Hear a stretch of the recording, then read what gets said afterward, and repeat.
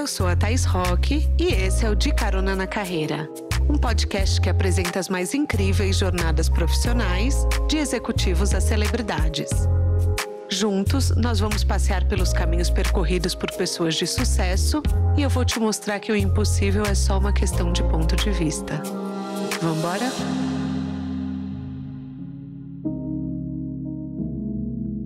Ele chegou a cursar odontologia, mas largou no último ano. Desde pequeno, Cadu Dantas foi influenciado por seus pais a se vestir bem e construiu seu estilo.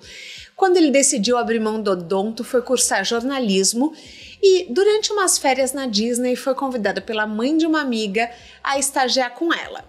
Quem era essa mãe? Ninguém menos que Ana Maria Braga. Ele se mudou para São Paulo e em menos de um ano já tinha a própria assessoria de imprensa. Começou cuidando de moda e talentos e acompanhou de perto a profissionalização dos influenciadores no Brasil. Quando percebeu que não existiam blogueiros homens, resolveu criar o blog do Cadu. E como ele mesmo diz, nadou de braçada nesse oceano azul por ser o único no segmento. Seu estilo e carisma, claro, ajudaram muito. Em 2014, fechou as portas da sua empresa e seguiu a carreira solo como comunicador de moda. Hoje vamos entender como foi essa jornada. Apertem os cintos que a estrada do Cadu já começou. Cadu, seja bem-vindo ao De Carona na Carreira. Quer dar um oi para os nossos caroneiros? Oi, caroneiros, tudo bem? Que alegria estar aqui, gente. Cadu, eu tento, mas eu não consigo te imaginar dentista. Me Nem conta eu. Que surto foi esse? Você cursou até o último ano. Até o último ano. Foi assim, tudo tem uma história. Me conta, quero saber. Eu queria muito sair de Alfenas, que eu sou de Alfenas, sou de Minas Gerais. E a única maneira de eu sair da cidade era cursando uma faculdade fora. Uhum. E daí eu agarrei na primeira oportunidade que eu tive. Então eu prestei vestibular. Naquela época eu queria fazer medicina. Uhum. E eu prestei vestibular e acabei passando para odontologia e, pirulitei para Ribeirão Preto. E fui. E assim, nos 2 primeiros anos, que eram os 2 anos que não era tão profundamente odontologia, eu fui muito bem. Que tinha, sociologia, política, enfim, tinha diversas matérias. A hora que começou a entrar mesmo na parte de odontologia e eu comecei a ir para a prática dentro dos laboratórios, eu falei assim, ai meu Deus, isso aqui não é para mim. Isso não é para mim. E daí, faltando um ano para formar, eu falei pro meu pai, eu falei, olha, não tem porquê investir mais um ano aqui em Ribeirão Preto, investir mais dinheiro na universidade, eu fiz o NAERP, sendo que eu nunca vou exercer essa profissão. Nunca. E daí eu resolvi largar o curso. Mas você via sangue? Via! Eu fazia extração. Obturação, eu trocava. Eu tinha horário na clínica. Imagina, no 3º ano você já tá na clínica direto. Fiz extração de dente, de siso, várias, inclusive. Você tá brincando. Sim. A parte até que eu me dava bem, mais era na parte da estética, né? Acho que ali já se conectava. Então eu adorava, principalmente, trocar amálgama por resina. Tá. Então eu chamava meus amigos pra ir lá na clínica, cadastrava eles no sistema e aí eu ia trocando as amálgamas por resina. E você sempre amou moda, sempre. Mas você optou por começar na comunicação. Foi. Foi porque daí, assim, paralelamente, quando eu tava no colegial, junto com essa história de gostar de medicina e de biologia, da parte de saúde, eu era muito bom em português e literatura. Tá. Mas muito. Eu ganhava tanto ponto nas aulas de português que eu não precisava nem fazer prova. Sabe? E literatura, então, assim, todos os clássicos que você quiser da literatura brasileira, eu li. Todos do Dom Casmurro, Memórias Póstumas de Brás Cubas, Senhora, Moreninha, eu li tudo. Eu lia muito. E tinha um professor que já me falava, ele falava assim, você tem que ir para a área da comunicação, você tem que fazer jornalismo, você tem que fazer publicidade e propaganda. E eu tive, assim, muita vontade também de cursar. Só que naquela época, para eu fazer esses cursos, eu tinha que mudar para São Paulo. E meus pais não iam deixar eu mudar para São Paulo. Tá. Entendeu? Porque eu queria fazer, na época... Quais eram as faculdades que tinha aqui em São Paulo? Já nem lembro mais, mas... SPE. Exatamente. Uhum. E daí, eu acabei indo pra área de... Acabei dando essa volta, né? Fui lá pra Ribeirão Preto. Mas depois pra Belo Horizonte, pra depois acabar aqui. Mas você cogitou fazer moda ou não? Moda nunca. Nunca. Nunca pensei em fazer moda. Seus pais sempre foram modernos, te influenciaram, muito. Minha mãe, né? Principalmente. Nossa, minha mãe, ela ainda é uma mulher muito linda, mas nos anos 90, que ela tinha seus 40, assim como eu hoje, ela era uma mulher, assim, muito deslumbrante e muito conectada com a moda. Então, assim, eu peguei muito isso dela. Minha mãe adorava fazer cadastro em loja em São Paulo para receber os catálogos, então ela comprava por telefone, porque a gente morava em Alfenas.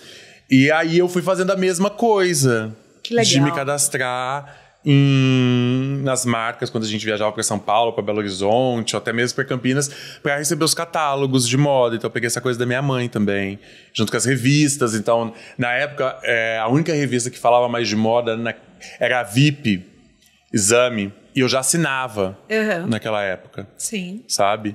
Então... Mas a Playboy também falava essas bastante coisas. de moda, né? Ah, meu amor, mas eu já não tinha muito interesse. Claro. Aí eu já não tinha muito interesse, era uma moda, bem careta para aquela época, então a VIP ainda era um pouquinho mais moderna. Mais moderna. Mas eu já assinava, eu tenho até hoje a revista VIP da época que eu fazia assinatura. Que legal. Guardada. E daí Ana Maria Braga mudou sua vida? Sim. Aí o que aconteceu? Eu larguei a odontologia e mudei para Belo Horizonte, porque meus pais mudaram de Alfenas para BH por causa dos negócios. E aí, fazendo faculdade lá, comecei a fazer jornalismo e publicidade ao mesmo tempo. Fazia jornalismo de manhã e publicidade à noite. E aí, no final das contas, eu tava ali fazendo a mesma coisa 2 vezes, né? Então, eu resolvi parar com a publicidade que eu fazia à noite e seguir só no jornalismo que eu fazia na FUMEC. Bom, depois de 1 ano já cursando jornalismo, meus pais mudam de Belo Horizonte para Teresópolis, que é a cidade natal do meu pai, por causa dos negócios também, e eu continuo em Belo Horizonte. Só que naquela época, tipo assim, eu era estudante, sabe? Eu não tinha, assim, uma vida tão... com tanto recurso financeiro. Então, tudo meu era muito contado. Eu sempre... Como eu gostei muito de festa, e naquela época que eu fazia faculdade, eu tinha amigos que trabalhavam, que organizavam festas, eu sempre fazia um bico trabalhando nas festas deles. E daí a Creamfields, que é um festival de música eletrônica, veio pro Brasil, por uma edição em Curitiba. E o Leandro Araújo, que organizava a festa, me chamou para trabalhar no evento com ele. E eu fui. E aí, lá nesse evento, eu conheci a Mariana. E fiquei muito amigo da Mariana. Aquelas coisas de evento de música eletrônica, a gente fica melhor amigo. Bom, só que nós ficamos amigos mesmo. E aí, depois desse final de semana, ela foi me visitar em Belo Horizonte, depois foi me visitar de novo. E aí, conversa vai, conversa vem, surge um convite para eu ir pra Disney, que ela me falou que ela tinha casa na Disney.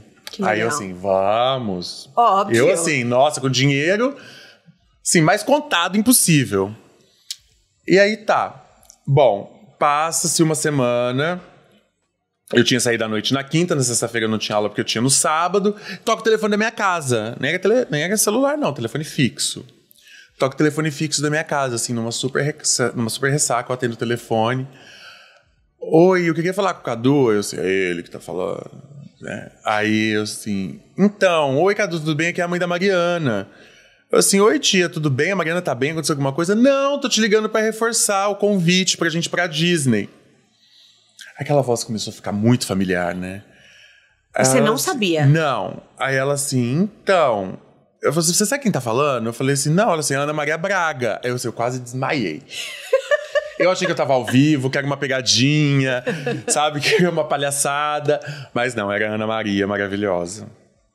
Eu sou muito grato até hoje a ela. E daí ela reforçou o convite pra ir pra Disney, me convidou com todas as despesas pagas.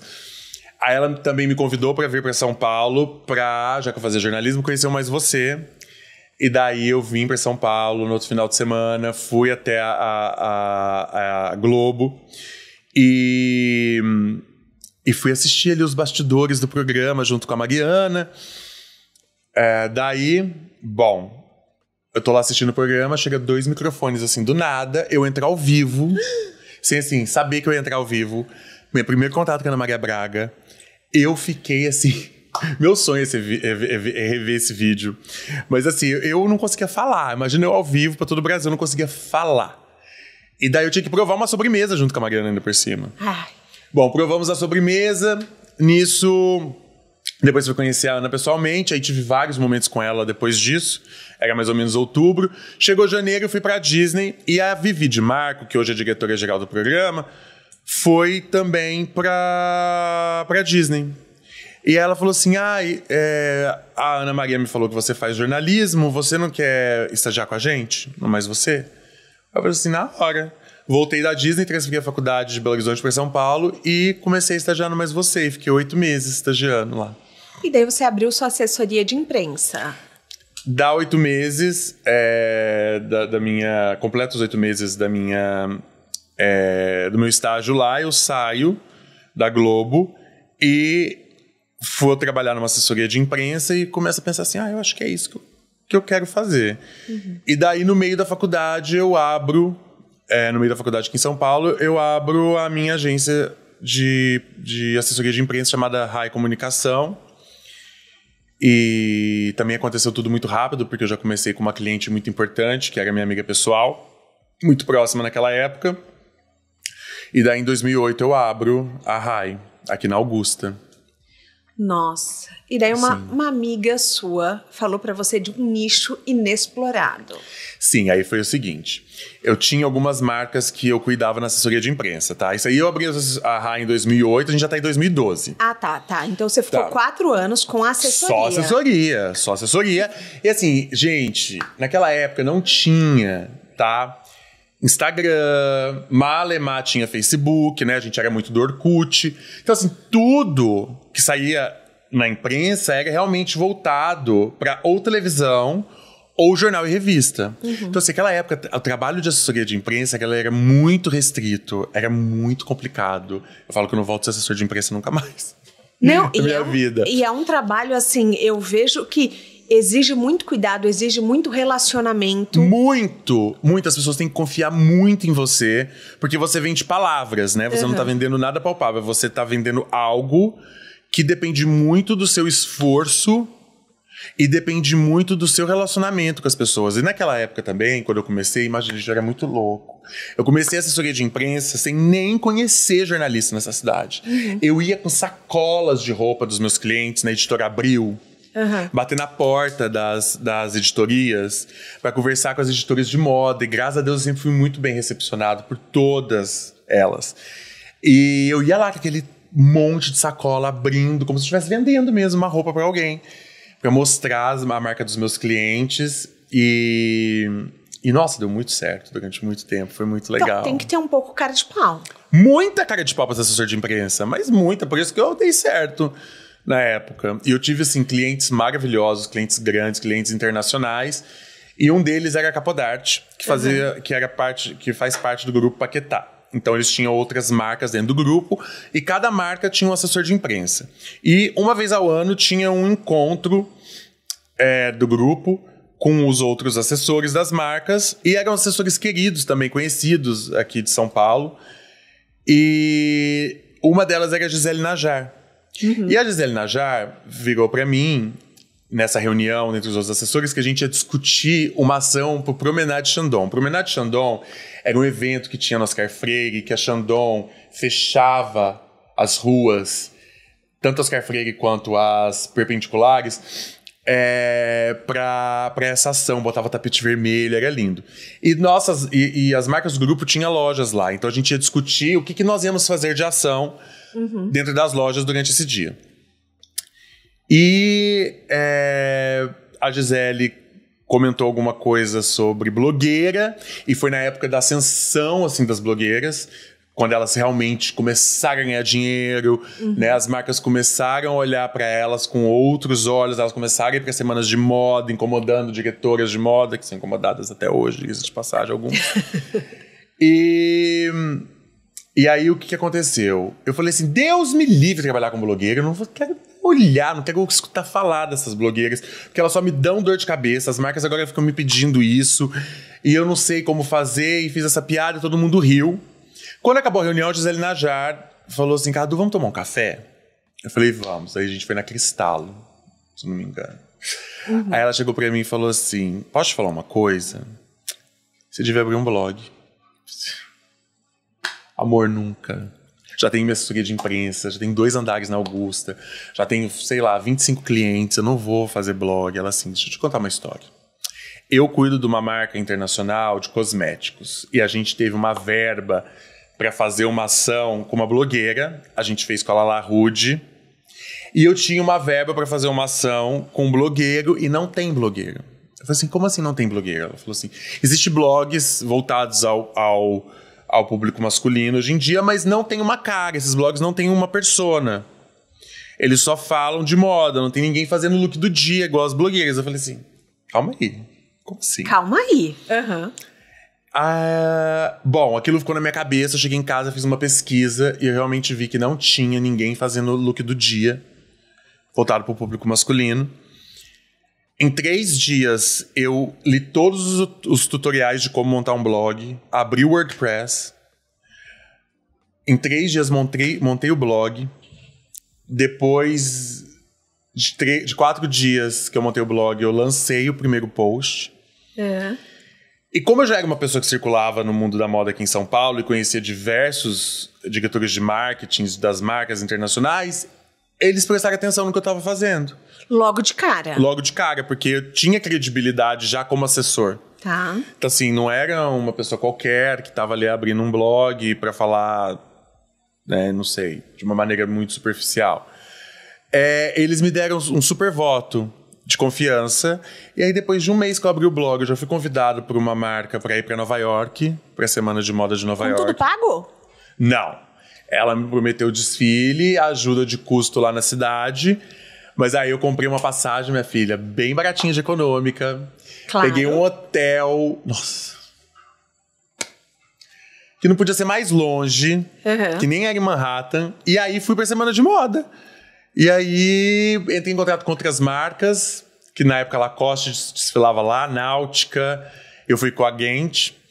E aí, na verdade, também rolou uma permuta de roupa. E assim foi a minha primeira semana de moda. Já fui lá pra Nova York. Isso foi em 2012, né? Eu lancei o blog, então, não tinha nem 10 posts? Não, lancei dia 17 de julho... Não, tinha. Eu lancei dia 17 de julho de 2012. E a semana de moda foi em setembro. Tá. Então a gente teve julho, agosto... Aí eu fui em setembro. Fui em setembro. E aí, daquele momento em diante... Eu comecei a ir me jogando, né? Eu mesmo fazia meu Media Kit, eu mesmo ia atrás das marcas, batia na porta, fazia uma lista das marcas que eu queria trabalhar, ia atrás e mostrava. E naquela época era tudo assim, se colar, colou, vamos embora. E assim começou o blog. Só que daí as marcas internacionais começaram a me dar bastante... Calma. Vamos lá, volta. Volta, calma. Exige muita coragem. Muita coragem. Ser o pioneiro. Alguém te desencorajou? Muita gente. Muita, principalmente jornalista na época. Porque eu era da assessoria de imprensa, eu era da imprensa, eu trabalhava como assessoria de imprensa, mas eu estava por trás dos bastidores. Então, assim, incomodou muito. Teve jornalista que falava mal de mim no Twitter, jornalista conhecido, que hoje não temos mais nenhum problema, mas assim, que falava mal dos meus looks, que fazia piada, né? Então, assim, engraçado porque todo mundo me deu muita força, todas as marcas me deram muita liberdade para trabalhar, me deram muito apoio. E de quem eu esperava ter apoio, que era das pessoas que eu convivia, elas foram as que mais me desencorajaram a fazer, que mais me... falaram de mim na época e que, enfim, tentaram me derrubar. Mas eu não tô nem aí, meu amor. Você não liga pra opinião dos outros? Nossa, zero. Zero? Zero. Você tá brincando. Zero. Não ligo. Nossa, até hoje eu não ligo. Isso é ótimo, porque pro seu trabalho, o seu posicionamento é muito de luxo, mas realmente você foi o primeiro. Eu fui, né? Eu mostrei como que como que a gente ia fazer o jogo. Você ditou as regras. Junto com as meninas. Junto com as meninas. Eu e Camila Coutinho, Tássia, Camila Coelho, Lala Rude, Maria Rude, todas essas meninas que são minhas contemporâneas, né? E que, enfim, tem outras também maravilhosas aí, né? Chata de Galocha, enfim, várias. Mas nós que ditamos as regras na época de como que ia funcionar esse mundo da influência, que hoje várias pessoas fazem parte, né? Como que a gente ia fazer os posts. Na época, sabe, tem muitas coisas que eu trouxe pra história do blog, porque o meu blog de look do dia masculino foi o primeiro da América Latina. Então, assim, na América Latina inteira, só tinha eu fazendo. Nossa. Tinha o Adam Gala fazendo nos Estados Unidos e outros meninos fazendo na Europa, que era o Matthew Zorpas, que é meu amicíssimo, um dos meus melhores amigos, que essa vida me trouxe de influência. Tinha os Filipos, o Filipe Tirulli e o Felipe Fiori. Tinha tinha o Brian Boy, que é maravilhoso, que também é meu amigo. O Pelayo, na Espanha. E mais um na Itália. E éramos nós. Só a gente. Que tava fazendo o look do dia no mundo. Assim, eu não sei, né? Até quando eu falo mundo é muito, muito relativo. Porque mas, assim, a gente não tem muito contato com a parte asiática. Mas eram os mais asiáticos aqui do Ocidente. Sim, era o mais relevante. E hoje mudou muito a comunicação. Mudou as redes sociais, inclusive tem novas redes, tudo muda muito rápido. Rola uma nostalgia daquela época? Rola. Muita. Eu imagino. Muita, mas assim, muita mesmo. Eu sinto muita saudade, assim, Eu acho que eu sinto muita saudade do ano de 2014, que foi quando, assim, meu blog explodiu. Tá. Sabe? Então, assim, eu sinto muita saudade daquela época. O que você mais sente falta? Eu acho que eu sinto falta dessa coisa do blog. Eu amava fazer o blog. Eu amava escrever. Eu amava tirar as fotos. Então, era isso que eu ia falar, que você pediu pra eu voltar um pouco. Mas, assim, na época que eu comecei o blog, você sabe que todas as meninas tiravam foto do celular. Todas. Eu que comecei a fazer foto com fotógrafo. Você tá brincando? Com fotógrafo profissional, porque as meninas faziam e a mãe tirava foto, ou o amigo, ou o marido, ou o namorado tiravam as fotos. E eu também comecei dessa maneira, porque elas me inspiraram muito a fazer. E aí chegou, depois assim, de um mês de blog, eu falei assim, gente, essas fotos estão muito ruins. A qualidade tá péssima, eu preciso de um fotógrafo. E aí eu comecei a fazer com fotógrafo, eu comecei a ir pra Semana de Moda com fotógrafo. Então, eu comecei a levar fotógrafo pra Semana de Moda. Ninguém levava. O seu primeiro investimento foi um fotógrafo. Fui um fotógrafo naquela época. Aí, em 2013, foi minha primeira Semana de Moda na Europa.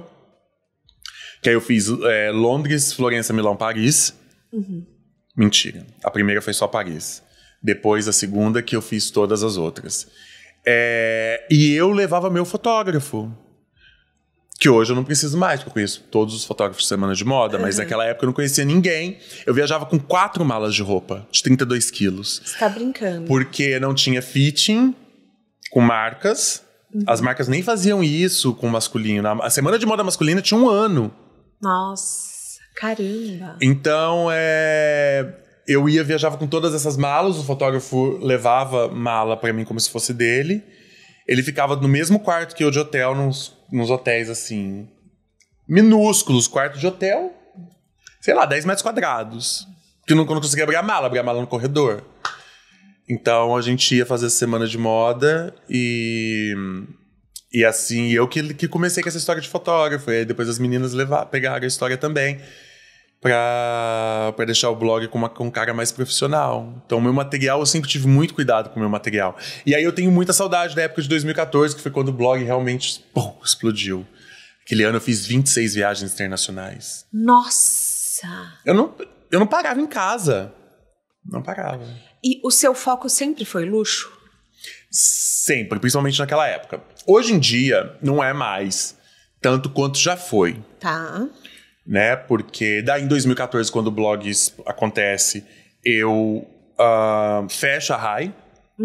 Porque a Rai entrava muito dinheiro, mas saía muito dinheiro. Tinha uma equipe muito grande, eu tinha que muita conta para pagar, enfim, tudo aquilo que engloba um escritório de porte médio de assessoria de empresas, todas aquelas despesas.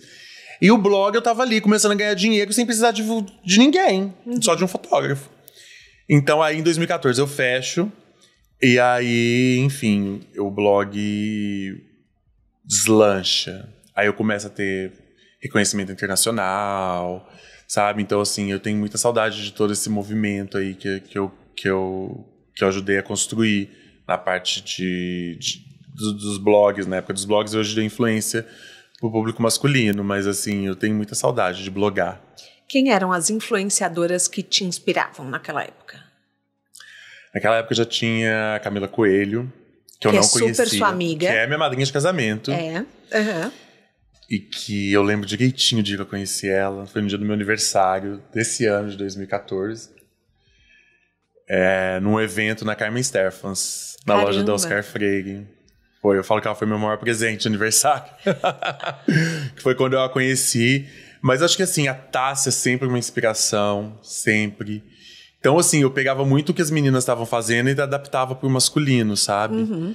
E aí tinha a Chiara Ferrani, que na época era The Blonde Salad, que também me influenciava. Que ela namorava o fotógrafo dela, né? Sim. Mas quem me inspirou mesmo, já nessa época, quem me inspirava mesmo, eram os meninos na Itália. Os Filipos, que assim, naquela época, então, acho que até Luca copiava. Maravilhoso, é isso aí, vai fazendo e vai criando. E eu contei pra eles, é tão engraçado, né, quando você tem pessoas, porque eu acho que é muito legal você validar o trabalho do seu colega.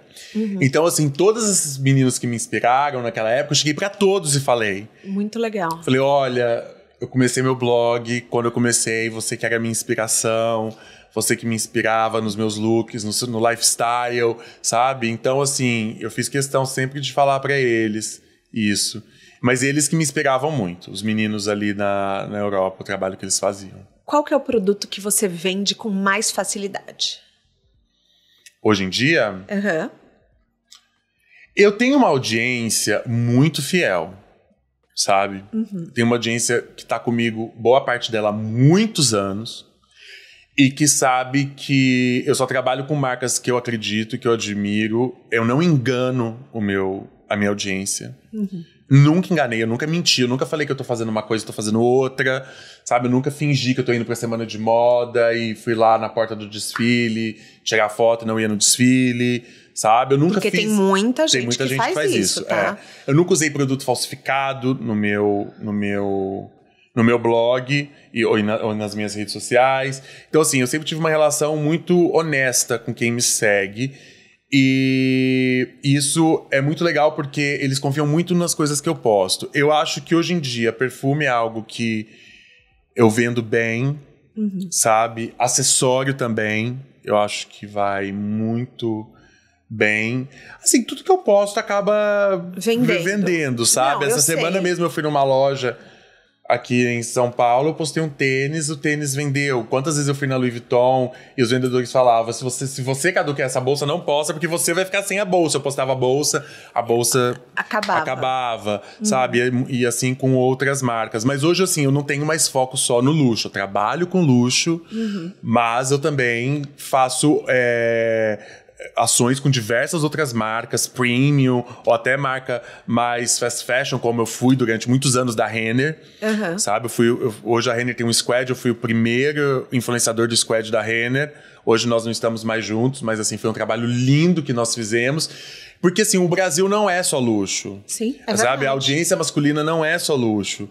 Então, é claro que o luxo me trouxe a minha reputação, né, passear por todas essas semanas de moda, passear quando eu digo tá inserido nelas, porque sempre foi um trabalho muito sério, muito árduo para mim, de muito investimento, me trouxe esse respaldo e essa credibilidade para trabalhar com outras marcas. Mas hoje eu consigo eu sempre falo que eu vou dar sunga ou smoking num estalar de dedos. Sim, eu posso falar sobre qualquer assunto, sabe? Eu me dou bem em qualquer estilo.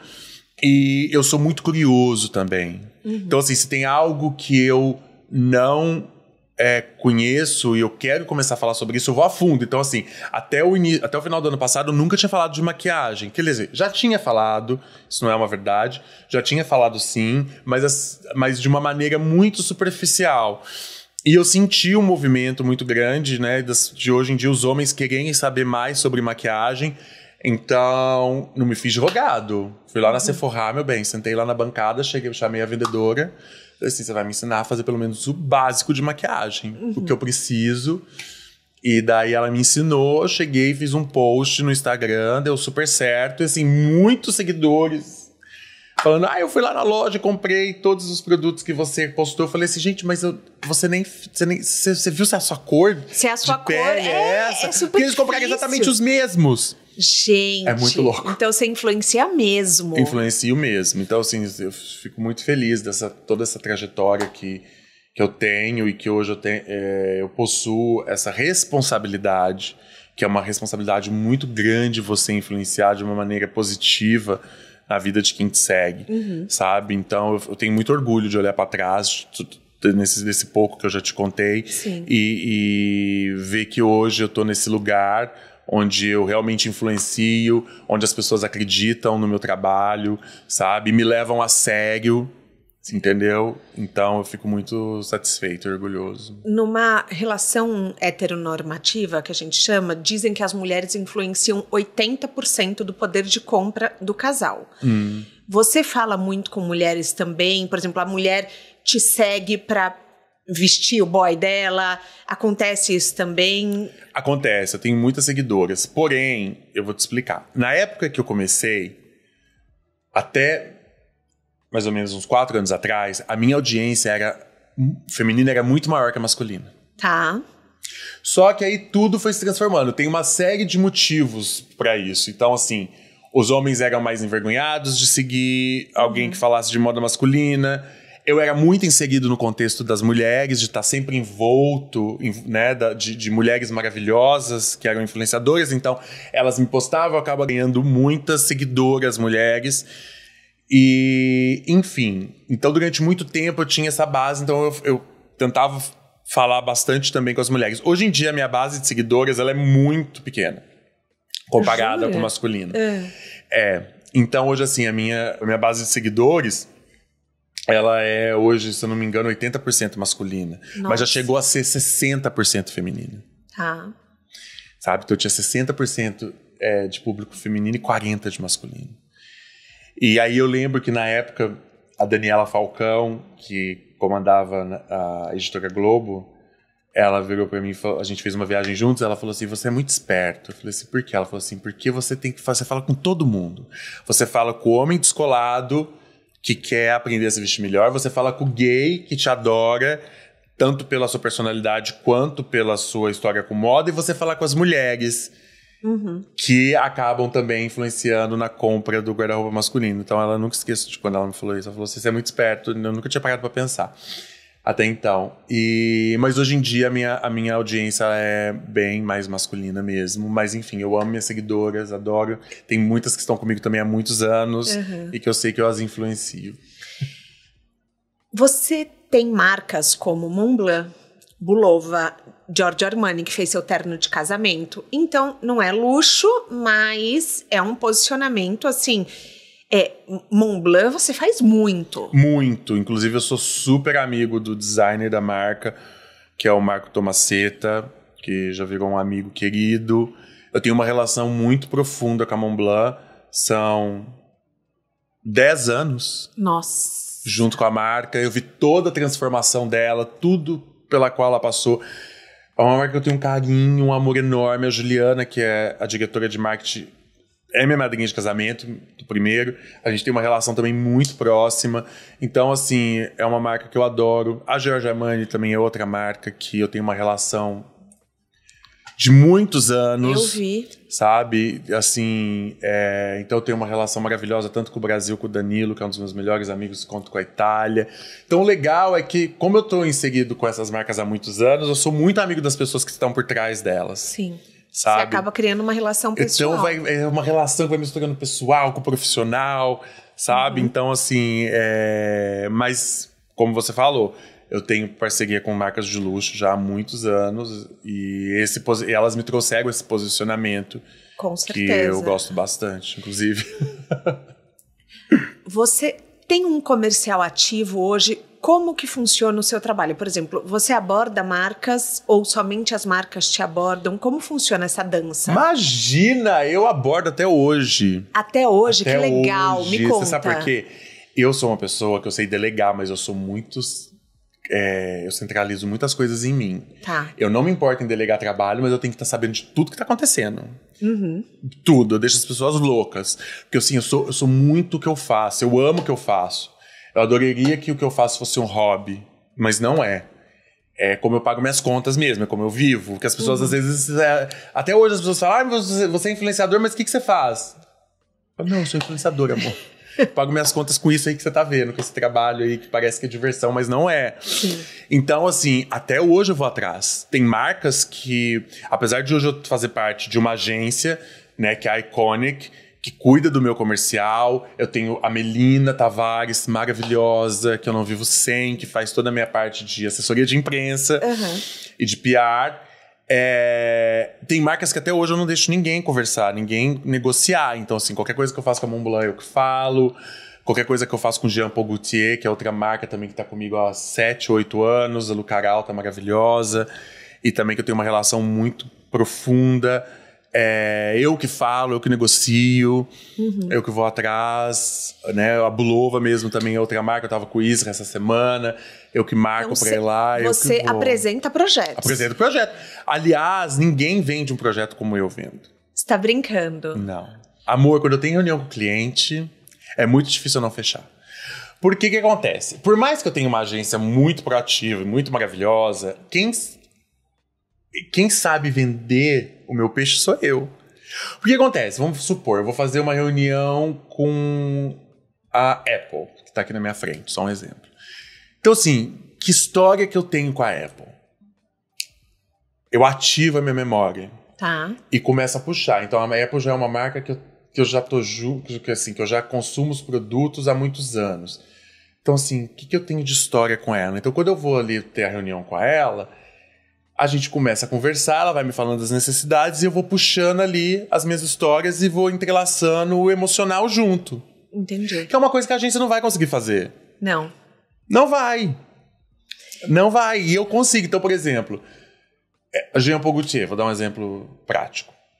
Meu primeiro perfume que eu comprei com meu dinheiro de uma marca de luxo, que não foi meus pais que me deram, foi Le Male. Em 1998, quando eu fiz meu intercâmbio para a Europa. Com 15 anos de idade, eu fui morar na Europa. Aí, quando eu terminei o intercâmbio em Londres, meu pai loucamente deixou eu rodar a Europa de trem e eu comprei o perfume de Jean Paul, porque eu estava num hostel com outras 4 pessoas no quarto e na hora de ir embora eu derrubei o perfume do menino e quebrei. E senti o cheiro. E eu fiquei apaixonado. E eu saí daquele hostel, peguei e fui na loja comprar o perfume com o Jean Paul. Quando eu fui fazer a reunião com o Jean Paul, eu contei essa história, que é a mais pura verdade, e eles falaram assim, nossa, que legal que você já tem esse vínculo com a marca. Que legal mesmo. E aí é algo que, assim, a agência não vai saber pra contar na hora, sabe? E quando eu comecei a trabalhar com Copenhagen, meus amigos que fizeram faculdade comigo em Ribeirão Preto, a Daniela, inclusive, que mora em Goiânia, quando eu comecei a fazer o trabalho com Copenhagen, ela me mandou mensagem e falou assim, gente, você tem noção que foi você que me apresentou essa marca quando a gente foi fazer faculdade no ano 2000? Caramba. E hoje você tá trabalhando com ela? Então, assim, eu tenho, coincidentemente ou não, muita história pessoal com as marcas que eu trabalho hoje em dia, do passado. Então, assim, eu gosto de abordá-las quando eu tenho oportunidade para contar, porque, assim, elas adoram essas histórias. Às vezes nós usamos essas histórias para as ações que eu vou fazer, entendeu? Então, eu gosto de fazer reunião com o cliente. Eu adoro ir lá, sentar na mesa, levar ideias, levar propostas, sabe? Hoje em dia, já às vezes nem levo tanto, porque já aconteceu também de eu levar as ideias, a marca usar a ideia e não me usar. Ah, estamos sabendo, hein, marcas? Estamos de olho. E não me usar e usar a minha ideia. Enfim, mas tudo bem. E aí, então, eu adoro ir atrás das marcas, levar proposta, levar projeto. Então, eu gosto bastante. A gente tem uma grande amiga em comum, que é a Patrícia Bonaldi, e ela me falou que a sua collab com ela foi um fenômeno de vendas, que foram de pijamas. Sim. Como que as pessoas podem te abordar para uma collab? Como que funciona? Bom, eu preciso primeiro falar que, Patrícia Bonaldi, eu te amo, como você bem sabe, assim como a Pati Bo e tudo que está ao seu redor. Eu sou muito grata, Patrícia, por essa collab. Foi realmente um sucesso de vendas, mais do que nós imaginávamos que seria. Claro que não foi só por minha causa, por causa da Patrícia e da Pati Bo também, mas eu acho que essa junção, que foi super inusitada, inesperada, foi uma história que as pessoas receberam de uma forma muito feliz. Então acho que por isso que foi o sucesso, essa união de forças entre nós. E assim como a Patrícia, eu já lancei coleções com outras marcas e também foi um sucesso da mesma maneira, porque eu acho que eu coloco muito a minha verdade ali. Sabe, quando eu lancei minha coleção com a Riachuelo... Nossa, foi um case. Foi um case. Foi um case, eu lembro. Foi assim, a primeira marca assim que fez era você e a Tássia, né? Não, eu e a Camila Coelho. A Camila Coelho. Nossa, eu lembro assim das peças esgotarem. Sim. Porque é muito legal quando a marca acredita no influenciador. A Riachuelo, ela foi uma marca que acreditou muito no meu trabalho. E ela acreditou muito nas minhas ideias. E é claro que eu tinha uma agência naquela época que eu fazia parte, que era o F-Hits, que cuidava de mim e da Camila, né? Então, eles já sabiam dessa minha relação de amizade com a Camila. Na época, tinha a hashtag Cadumila, que era a nossa hashtag, porque nós éramos muito grudados mesmo, no sentido corporal da palavra. Ela vinha muito mais pro Brasil, então nós tínhamos a oportunidade de estarmos juntos muito mais tempo. E daí a Riachuelo adorou a ideia, e eu fui o primeiro influenciador de moda masculina que lançou uma coleção com uma fast fashion, e junto com a Camila, e foi assim, um sucesso de venda. Mas por quê? Porque eles acreditaram, e todo o plano de lançamento foi meu. Você tá brincando? Todo. As 48 horas de lançamento em 4 cidades do Brasil, foi tudo ideia minha, da gente começar aqui em São Paulo com os influenciadores dentro da loja do Oscar Freire, pegar um avião, ir para o Rio de Janeiro, fazer o lançamento na loja do Rio de Janeiro de Ipanema com a Giovanna Eubank e o Bruno Gagliasso, pegar o avião, ir para Uberlândia, fazer uma ação com a Tássia dentro do closet dela, daí pega o avião e vai para São Luís do Maranhão para fazer uma ação com a Thay. Então foi tudo ideia minha, essas 48 horas. A gente fez um lançamento no shopping lá em São Luís do Maranhão. Gente, eu me senti aqui em Kardashian junto com a Camila, porque era gente naquele shopping, parecia que ia cair.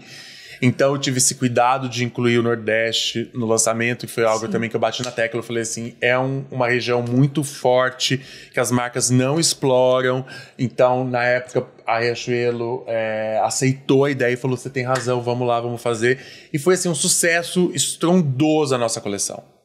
Realmente as peças esgotaram. A minha jaqueta, inclusive, a minha jaqueta jeans foi a primeira peça que esgotou, muito também porque a Camila usou. Mas enfim, foi um sucesso. Mas então vai muito além do que um post. Muito além. O seu trabalho, assim, engloba toda a comunicação da marca. Se a marca deixa, se a marca acredita, engloba. E quando ela acredita, a gente tem um sucesso e um retorno, assim, muito bom. É muito difícil não dar certo, sabe? Mas como eu tive assessoria de imprensa durante 8 anos, eu fui PR, eu tinha que ter ideias para as marcas. Então, para mim sempre foi fácil chegar para elas e com ideias, sabe? E quando elas compram a ideia, sempre dá certo. Você tem vontade de abrir sua marca? Eu já tive muita vontade. Hoje eu tenho vontade de fazer algo, não sei se uma marca, não sei se alguma coisa voltada a cosmético ou beleza, mas eu tenho muita vontade de ter algo meu com o meu nome, mas eu sou muito perfeccionista no que eu faço. Então, assim, para eu lançar uma marca minha, não seria de uma maneira aos poucos. Eu já queria chegar né? Dando voadora. Claro. Com todas as ideias que eu tenho em mente. Para isso eu teria que ter muita grana, teria que ter muito investimento para fazer, sabe? Então, para fazer algo que eu não acho que seria a maneira correta, eu prefiro não fazer, sabe? Eu vou lançar uma coleção aqui para ver como é que vai ser, vou lançar uma coleção acolá para ver se vai rolar. Não. Eu sei que aconteceria, mas eu precisaria ter um investimento assim muito grande. Como que funciona a sua rotina de trabalho hoje? Quanto tempo é dedicado à captação? Quanto tempo é dedicado a fotos, os looks? Você tem um stylist? Não, nunca tive. Eu faço tudo que eu crio é criação minha. Todas as ideias que eu tenho, de tudo que eu já lancei no Closet com o Cadu, que foi um programa de entrevistas em 2014, que na época só eu que fazia, e a Pugliese tinha Eu Vendi Meu Sofá, éramos só nós dois que fazíamos, então também foi ideia minha, o formato, tudo que eu fiz até hoje é tudo ideia minha. Tá. Ninguém nunca chega com uma ideia pra mim. Seria bom, eu tenho uma ideia pra você. Não, é tudo ideia minha. Então, assim, tudo que eu vou lançar, e eu não gosto muito de fazer o que as pessoas estão fazendo. Tá. Então, por exemplo, assim, eu fiz o Closet com o Cadu, acho que foram 30 episódios. Quando todo mundo começou a fazer, eu quis parar. Entendi. Porque eu já não quero mais fazer. Porque eu perco interesse. Entendo. Então eu gosto ou de ser pioneiro ou de fazer de uma forma que alguém não esteja fazendo. Então, você não liga que copiem? Às vezes eu ligo. Tá, às vezes me incomoda. Mas e como que funciona a sua rotina hoje pra captação? A minha rotina hoje, assim, a minha cabeça é 24 horas voltada pro meu trabalho. 24 horas? Sim, é um motivo de briga dentro de casa. Peter fala, você não descansa. Você não pensa de outra forma. Hoje em dia, tudo meu, assim, que eu penso é muito relacionado ao meu trabalho. Claro que eu tenho minha vida pessoal, meus amigos, né? Movimentos que não fazem parte do trabalho, mas eu tô sempre pensando no meu trabalho. Sempre. Então, assim, eu não sei te explicar. Eu tô sempre dedicado, eu tô assim, sempre fazendo stories, eu tô sempre fazendo os meus posts de uma maneira que eu acho diferente. Eu tô sempre pensando em como fazer o approach com a minha audiência de uma maneira diferente também. Então, eu não paro de pensar, eu não paro de pesquisar, eu sou muito inquieto. Você já deve estar percebendo. E você fotografa quantas vezes por semana? Quantas vezes forem necessárias. Então, assim, se precisar fotografar todo dia, você não tenta reunir... Eu fiquei anos com o blog fazendo, né, esse formato também. Que eu pegava o fotógrafo, separava os looks da semana, fotografava tudo e ia postando. Hoje em dia é muito relativo, porque hoje eu faço mais reels do que fotos. Entendi.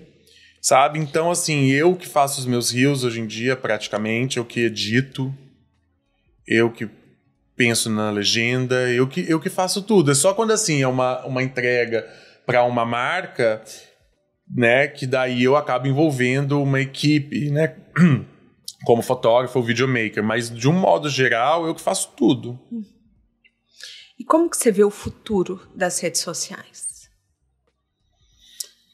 Então, eu acho que assim, eu me adapto ao que eu acho que faz sentido pra mim.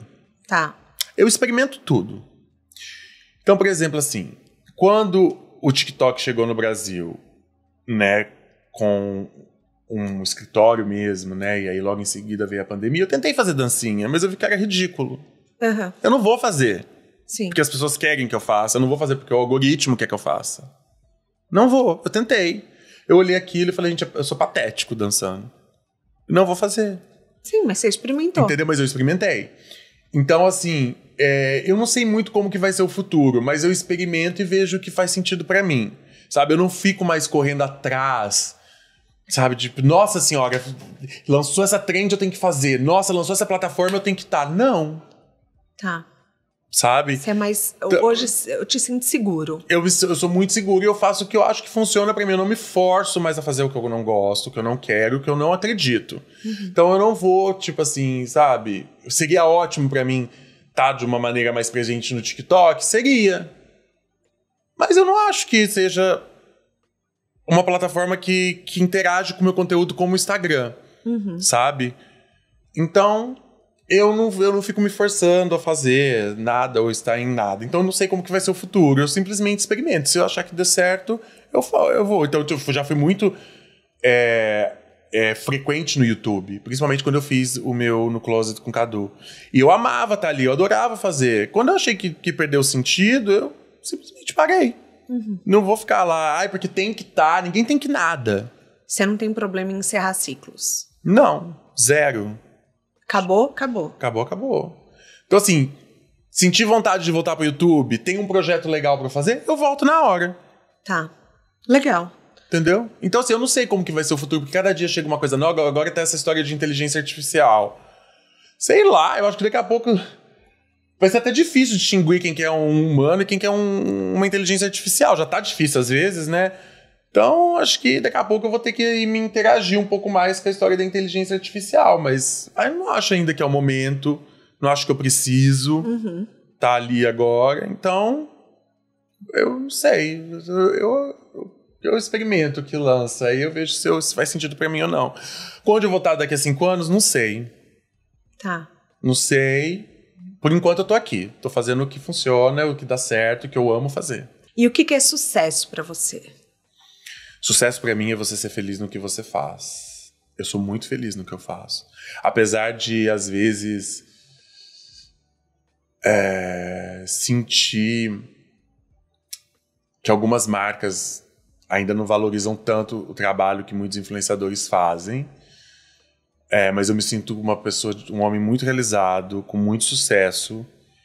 E muito grato, então eu me sinto feliz, e tão feliz que às vezes eu nem sei se eu tô trabalhando ou se eu tô vivendo, porque é tão tudo conectado e misturado que eu sinto que isso é o sucesso pra mim, sabe? A gente tem um quadro aqui que chama Pneu Furado, que é assim, toda estrada tem seu erro, mas às vezes a gente agradece por esse erro ter acontecido, porque esse erro ensina mais do que um MBA. Tem algum erro na sua carreira que hoje você fala que bom que aconteceu? Tem vários. Nossa, eu já errei demais com influenciadores como influenciador e aprendi a duras penas, sabe? A mudar meu jeito, a mudar como fazer o trabalho. Então, assim, eu já errei muito, já errei com marcas já erraram comigo, sabe?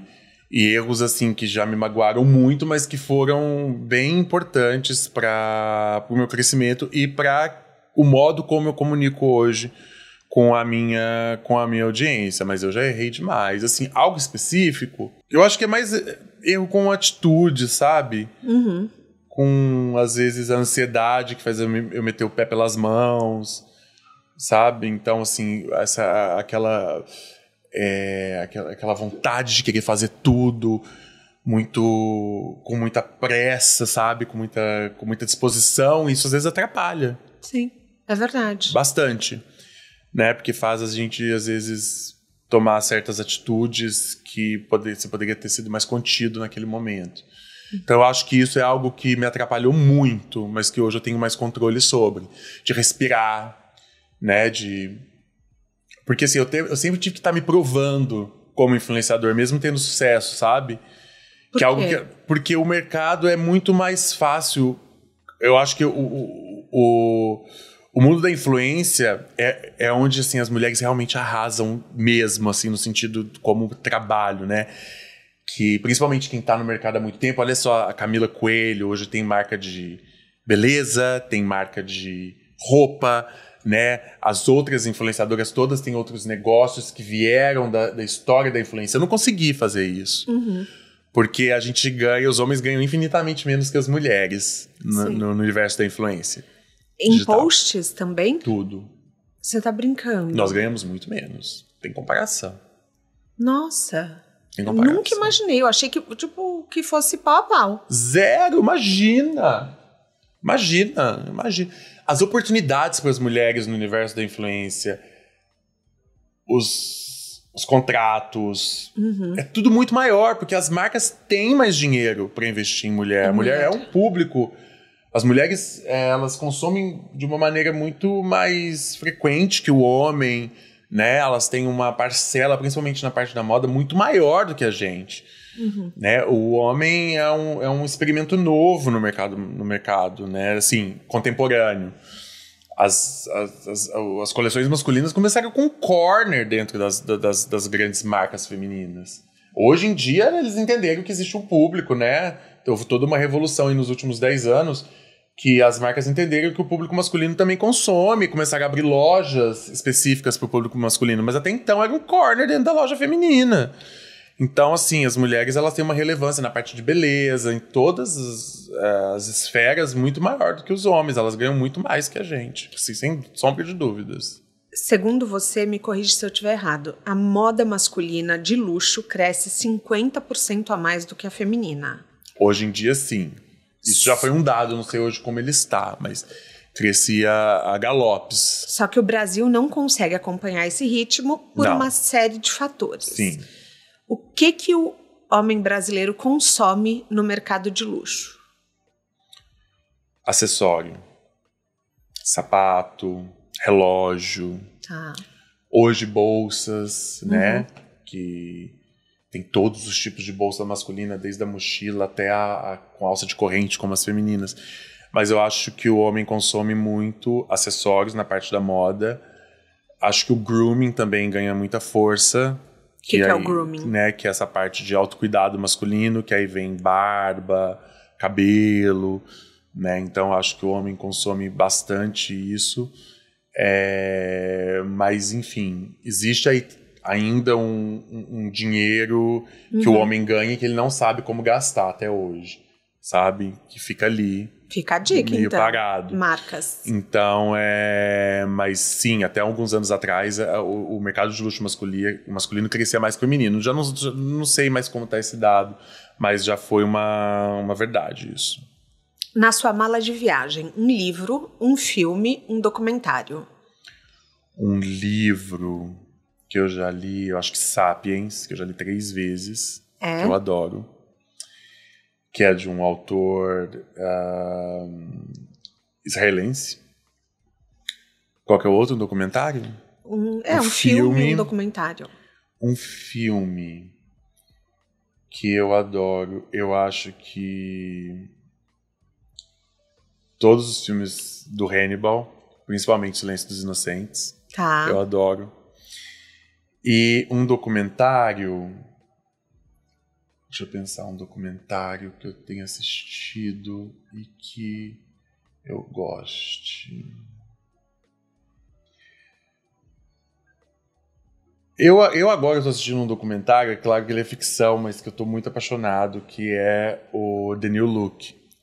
Que conta a história, porque eu amo quando essas séries hoje em dia que são bem mais voltadas para o documental, apesar de ser um drama, elas mostram a verdade por trás, principalmente dessa parte de moda, que é sempre as pessoas enxergam de uma maneira muito fútil, e que existe muito suor e muito trabalho por trás, principalmente dessas grandes marcas. E acho que esse The New Look é uma série que eu tô apaixonado, documental, que mostra como a Maison Christian Dior foi criada e uma relação que tem como pano de fundo ali quando a invasão do nazismo em Paris, e aí tem todos os personagens, né, como Coco Chanel, Pierre Balmain, Pierre Cardin, Cristóbal Balenciaga. Então, assim, são todas histórias reais. Ai, quero assistir.